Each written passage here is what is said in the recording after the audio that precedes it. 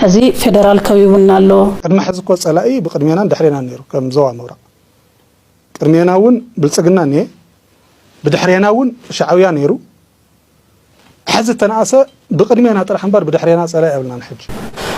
من فدرال دينا تطولنا كنصبه هو حت كملس ناو ارغا كم زوردت مالتي دق انت ودي سنه ساعات ندغر حدق سنه ساعات غير شنك تفوت ነገር አይትዛረው ኮሙ አይባልን አይሰምከም ከመጀመሪያው ተውዕል ፕሪቶሪያውን አይተቀበለን قدما حزكو صلاقي بقدمينا دحرينا نيرو كم زوا مورا قدميناون بلصقنا ني بدحريناون شعويا نيرو حز التناسه بقدمينا طرح انبار بدحرينا صلاقي قبلنا نحج بتي هزو بستجابر ركب مالت هزو نهرزي عم تعندو زلكا ناو بوليتيكاوي نا منغستاوي ناو خالي قدات بغصال خعب خل الله بغصال خعب الله بتحززني خنتات كن هزن يزركب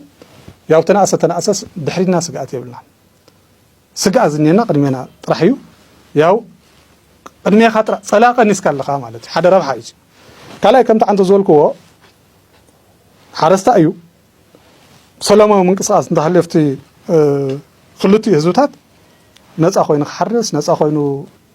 نقداو منقصاص كغبر زخلو خنتاتهم فطيري زعد زي اكو يتركب نيرا مالت ناي تግራይ مريت شعويه حزوو كم دلت كحرسكا زو زالان بساكو عدغرات تفناقل نيرو هزو قلم خداكو عدغرات تفناقل نيرو هزو يراكو عدغرات تفناقل نيرو سلازو زي نمبر بوت مملاسبت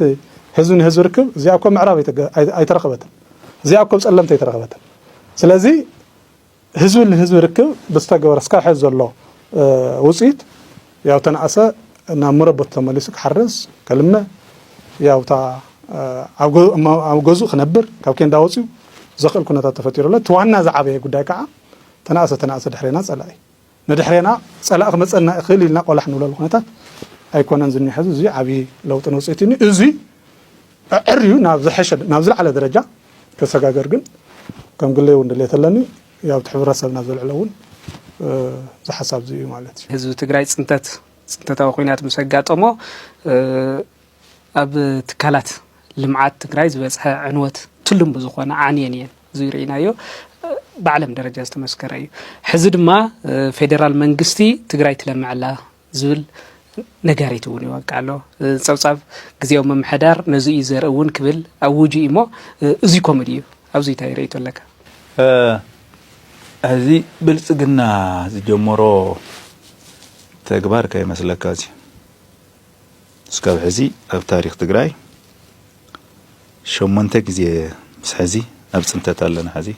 ሸሞንተ ግዜ ጽንተት በጽሕና ኣሎ ኣብ ታሪክ ትግራይ ስኡልካ ሸሞንተ ግዜ ዓበይቲ ጽንተታት ዝበሃሉ ታሪኻዊ ጽንተቶም ኣማጻጽኦም ከዓ ህዝቢ ክጸንት ናይ ህዝቢ ማእኸል ዝገብሮ ከዓ ደቂ ኣንስትዮ ፊደል ዝቆፀረ አንተ ወዲ ስነ ስርዓት እንደገር ሕደግ ስነ ስርዓት ገር ጭንካ ተፈጥ ነገር አይትዛረው ኮሙ አይባልን አይሰምከም ትዕግስና ወዲና ከመጠን ላዕሊ ትዕግስና ወዲና አብና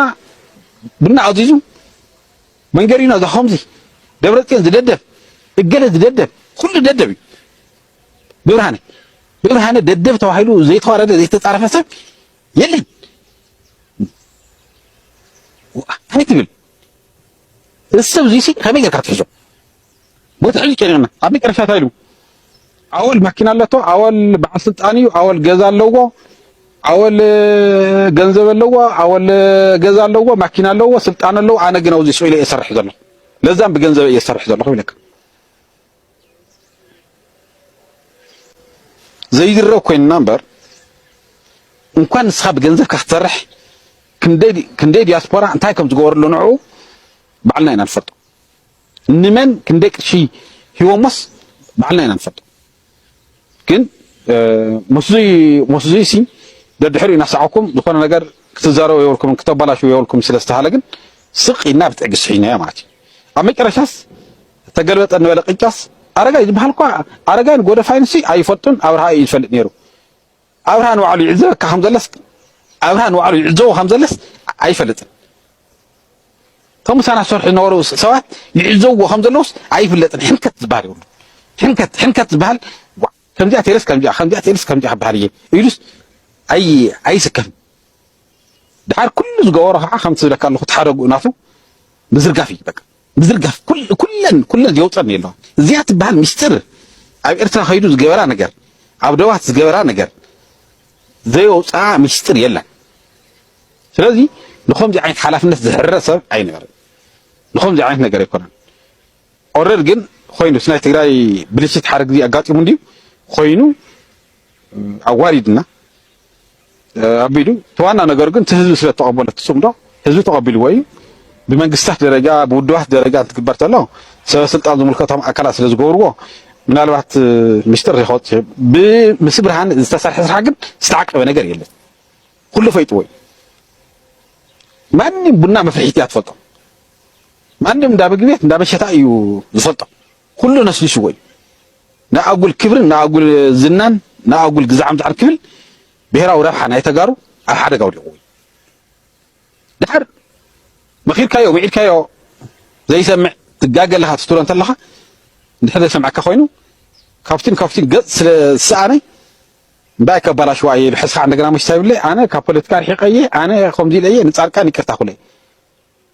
ብሄራዊ ተቓላሲ እየ ሃገር ክምስረት እየ ኢሉ ዝንቀሳቐስ ዝነበረ ሰብ ምስ ማሕበር ቅዱሳን ገጢመ እየ ዝብል ሰብ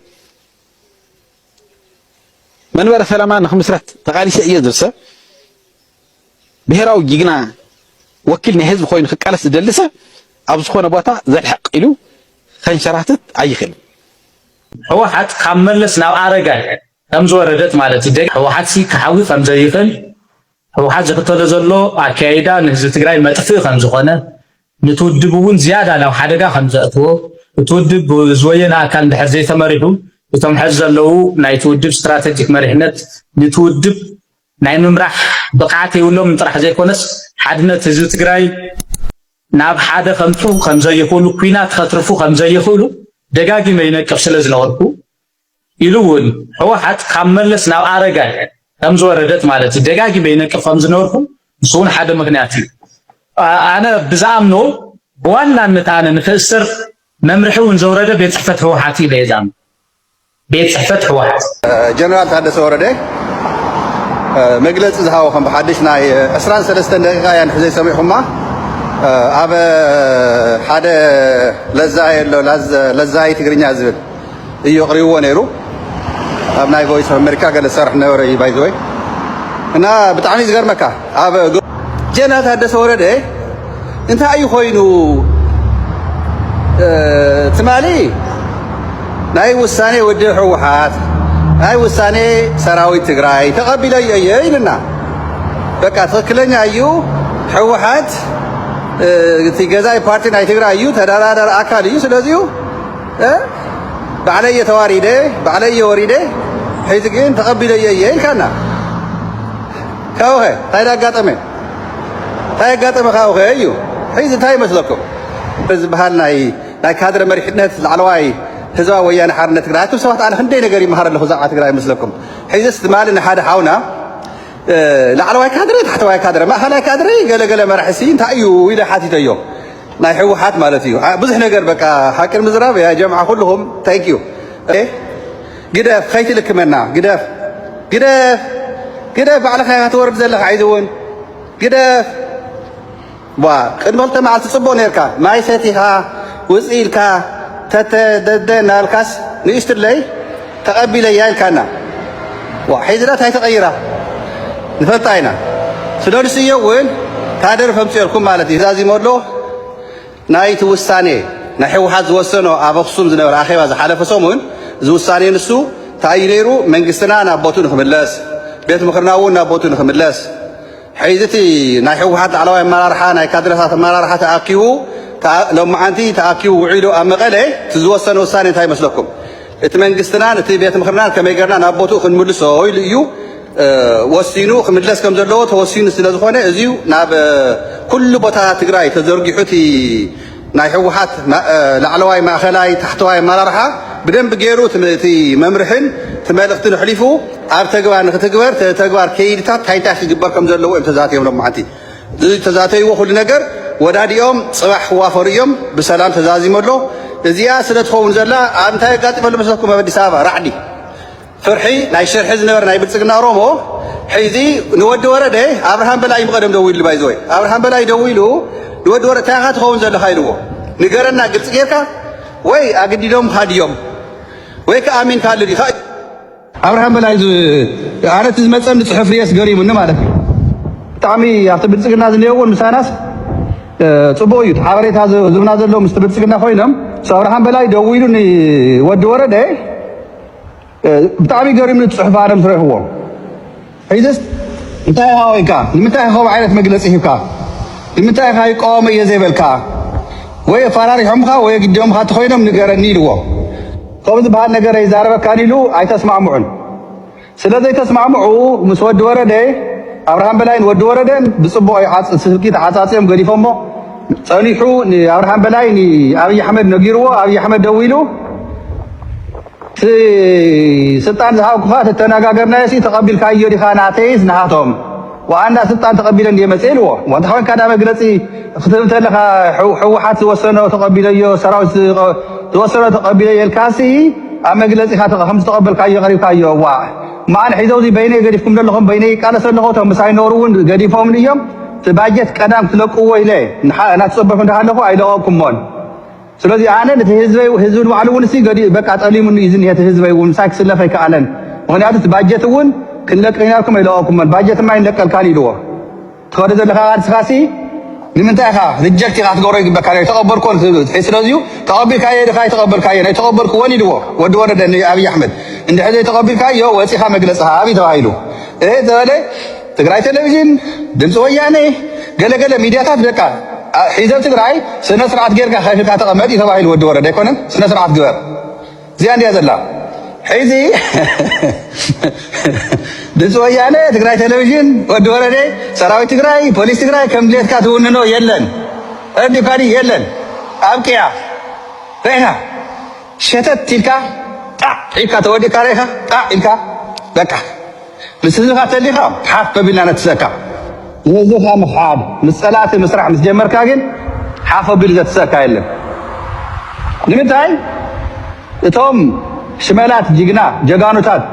ዋዕሮታትን ጀጋኑ ቲዲኤፍና ትማሊ መስዋዕት ዝኸፈሉ ንትግራይ ትግራይ ትስዕናወሉ ብውልቀ ንስኻትኩም ሸኽሚ ኮይንኩሞ ዝኒኹም ነቲ ጅግና ተጋዳላይ ብኣኻትኩም እትፈርስ ብኣኻትኩም እትብተን ትግራይ ብኣኻትኩም ልኡኻት ናይ ብልፅግና ኮይንኩም ትግራይ ከም ድልየትኩም ብመስኮት ኣቲኹም ትግርኛ እናዛረብኩም ክተፍርስዋ ስለ ዘይፍቀደኩም ወዲ ወረደ ወፂኻ ዝሃብካዮ መግለፂ ሎማዓንቲ ናይ መጨረሻ ባዕልኻ ኢኻ ሒዙ እውን ትዋረድ ዘለኻ ማንም ሰብ ንሕና ስለ ዝወቐስናካ ስለ ዝተቓለስናካ መስመርካ ስሒትካ ኢና ንብለካ ዘለና ምክንያቱ ሒዝማ ጥራሕ ሒዝባንካ እቶም ምሳኻ ተፀጊዖም ፀንሑ እውን ገሪፎም ኣይኮነን ንእሽተይ ንኻው ተምሃር ንእሽተይ ወዲ 80 ዓመት ኮይንካሲ ክንደየን ቀርየና ካተን ዝመፃ ዘለዋ ዓመታት ኣብ ሸዋ ዘለዋ ትካላትካ ከይትስእንስ ንስኻ ንልዕሊ 10 ሚልዮን ህዝቢ ትግራይስ ከም ድልየትካ ላዕላይ ታሕታይ ክተብሎ ከም ድልየትካ ክተጫፋጭፈና ዓስብ ዓስና ሓቅኻ ኮይኻ ናይ ዘመነ ጌታቸው ይኮነትን ኣነ ፍሉይ እየ ዝበልካ እውን ፍሉይ ምዃንካ ሒዚ እግርካ ኒድካ ንእስረ ቢልካ ኣብታ ገዛኻ ከፈል ዝሃብካያ መግለፂት ግን ዳዩ ኣብቲ መግለፂ ህዝቢ ንዝመፅእ ነገር ተዳሎ ዝብል ዋና ትሕዝቶ ክንሪኦ ከለና ንዓመፅ ተዳሎ እዩ ፃውዒት ተገበረ ማለት እዩ ሓደ ፅቡቅ ነገር ጀነራል ታደሰ ህዝቢ ዝበሃል የብሉን ስኒ የብሉን ኩለን ኣስናኑ ሓደ ብሓደ ብጥበብ መሊቖን እየን ኣብ ቃልሲ ኣብ ሰላሕታዊ ፅንተት እናሃለው ንሕና ከዓ ኣብ ሰላሕታዊ ፅሬት እናገስገስና ስለ ዝነበርና ማለት እዩ ተን ክነኽሳ ዝኽእላ ተን መኸተና ክንቅዛ ዝኽእላ ኣስናን ሓደ ብሓደ ወይ እናተተክዓ ወይ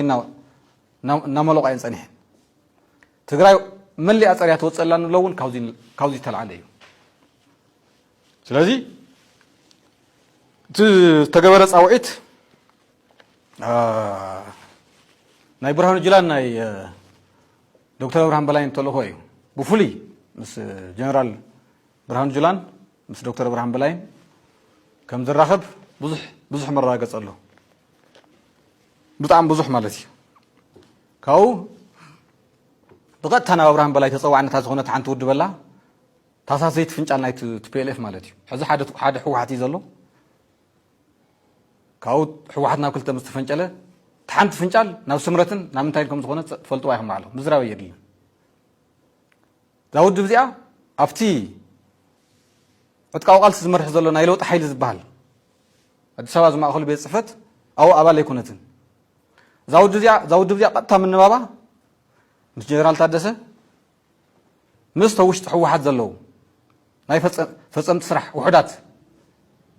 ብተወሳኺ ኣብ ማእኸላይ ኮሚቴ ዘለውን ኣብ ፖሊስ ኮሚሽን ኣብ ጫፍ መሪሕነት ዘለዎ ሰባት እያ ምንባባ ማለት እዩ ቀኒ ተልእኾ ከዓ ናይ ስለላ መሓውር እዩ ፍሉይ ተልእኾ ካብ ቀዳማይ ሚኒስትር ቤት ፅሕፈት ካብ ዶክተር ኣብርሃም በላይ ይወሃባ ስለዚ ዝተወደቡ ሰባት ኣለዉ ገሊኦም ይፍለጡ እዮም ገሊኦም ከዓ ዘይፍለጡ ክኾኑ ይኽእሉ እዮም ኣብ ውሽጢ ማዕናጡና ማለት እዩ ነዚኦም ዘተሓውርዎም ቶም ፀለምቲ ባንዳታት እዮም ናይ ፀለምቲ ባንዳታት ኣቦ ወንበር ኮይኑ ዝሰርሕ ዘሎ ቸርማን ናይቶም ፀለምቲ ባንዳታት ብጣዕሚ ብዝሕዝን ጀነራል ታደሰ እዩ ስለዚ ዓመፅ ክፅዋዕ ከሎ ማእኸሉ ትግራይ ዘይኮነስ ትግራይ ዝሓለፈ ሕምስምስ ከይኣኽላ ካብ ሕምስምስ ክትወፅእ የብላን ሕንክርክር ኣቢለ ከሪአኩም እየ ዝብል ናይ 4 ኪሎ ተልእኾ ስለ ዘሎ እዩ ንሕና ልጓም የብላን ታደሰ ንቋፀሩ እቲ ልጓም 4 ኪሎ እዩ ዘሎ ላዓትና ክንምልስ ዘለና ንብል ዘለና ንክብሪ ተጋሩ ስለ ዘይምጥን ንሰማዕታትና ስለ ዘይምጥን ተጋሩ ኢልና ሸይምናዮም ዘይተጋሩ ኮይኖም ስለ ተረኸቡ እዩ እዚ ሓደ ክስመረሉ ኣሎ ካብኡ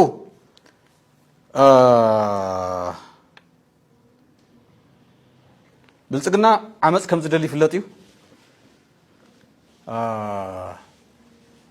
ቶም ዓመፅ ዝመርሑ ሕዚ ያው ኣብ ሚድያ ክስታይ ምግባር ስለ ዘየድሊ ንፀላእ በትሪ ምቕባል ስለ ዝኾን ዝምልከቶ ኣካል ስለ ዝምልከቶ እቲ ሓደ ዝለዓል እንታይ እዩ ጀነራል ታደሰ እንታይ ይብሉ እዮም ጀነራላት ኣለዎ ናይ ግንባር ሓለፍቲ ምስ ኣለዉ እንታይ ደኸመይ ዶ ይበሃል እዩ ሰራዊትና ፍጹም ሓድነት ዘለዎ ኣብዚ ሕዚ ሰዓት ካብ ኩለን ትካላት ናይ ትግራይ ትዘተኣማምን ዋልታ ናይዚ ብሄር እዩ ህዚ as we speak ላዕለዎት ኣመራርሓ ሰራዊትና ዘለዎም ምርድዳእ ኣብ ፖለቲካ ዘለና ከምኡ ምርዳእ ተዝህልወና እዚ ብሄር እዚ ቀደም ተሳጊሩስ ኣብ ቀርኒ ኣፍሪካ ቀላስ ኮይኑ መሃለዎ ህዚ ናይ ሓሳብ ስምረት ኣለዎም ናይ ሓድነት ስምረት ኣለዎም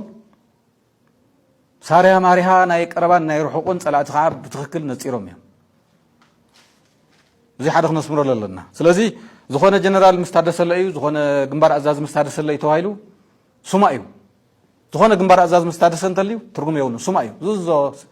ዝዞ ሰብ የብሉን ከማይ ነባሪ ከተማ መቐለ እዩ ከማይ እዚ ሓደ ክፍለጥ ኣሎ ካብ ኪዳን ኣመነ ዝፍለ ስልጣን የብሉን ምስታደሰ ዝተፀግዐ ግንባር ኣዛዝ እንተልዩ የለን ተኣክቹዋል ዘሎ ዳታ የለን ግን እንተዝህልውን እሲ የዝብ ዘለኹ እንተዝህልውን እሲ ሱማ እዩ ናብ ሱማ ዝፅጋዕ ከዓ ባዕሉ እውን መወዳእትኡ ሱማ ኮይኑ ይቅፅል እዩ ሓደ ክነስምረሉ እንደሊ ማለት እዩ ካብኡ ዓመፅ ኩሉ እንድሕር ኮይኑ ኣብ ልዕሊ መኸተ ትግራይ ናይ ብልፅግና ተልእኾ ሒዝካ ዝግበር ዓመፅ ዘይኮነስ ኣብ ልዕሊ ታደሰ ወረደን ኣብ ልዕሊ ፀለምቲ ባንዳታት ወይ ከዓ ሓምሻይ መስርዕ እምበር ኣብ ካሊእ ዓመፅ ኣይውልዓን ሕዚ ፌደራል ከቢቡና ኣሎ ንፌደራል ዲና ጠጠው ኢልና ክንፅበ ፌደራል መን ፀዊዕዎ እዩ ሕዚ ፌደራል መን ፀዊዕዎ